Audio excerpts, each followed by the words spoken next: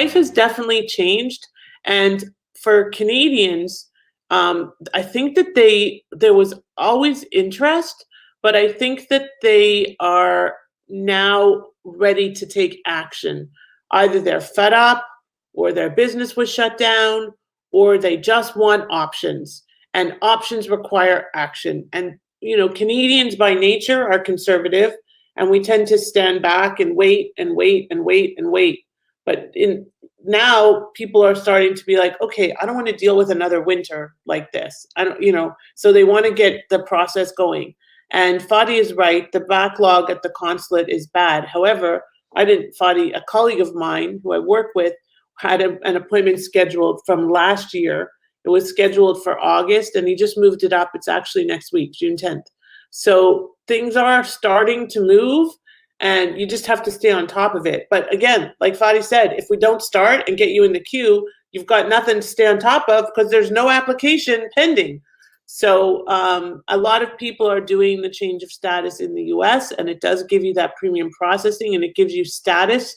And then as you're in status, you're applying for the full-on E-2. And as long as you process that within 2 years, you're good to go, and you can't travel.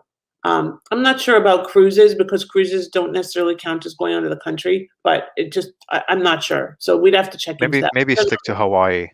Yeah, Hawaii and Puerto Rico. Puerto Rico, yeah. Right, exactly.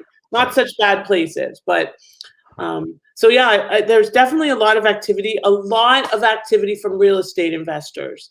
As Fadi knows, my signature is how to immigrate through real estate. That was our last webinar, and definitely there's more interest in the U.S. real estate market, especially as the Toronto market is out of control, and other markets in Canada are as well. They're all out of control. Here, it's out of control in South Florida, but there's still opportunities, and you can use those opportunities to pave a path to the E-2. So if you're thinking about it, stop thinking and set up an appointment with us so that we can discuss your next steps. Because if you keep thinking, you're going to be thinking right through the end of the year and going on to 2022, and it's so much better.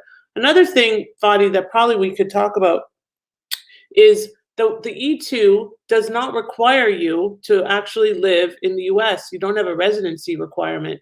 So for people that are thinking about having options, it's a great option because it buys you freedom and flexibility to go back and forth and not, have a US social security. That's a very good point.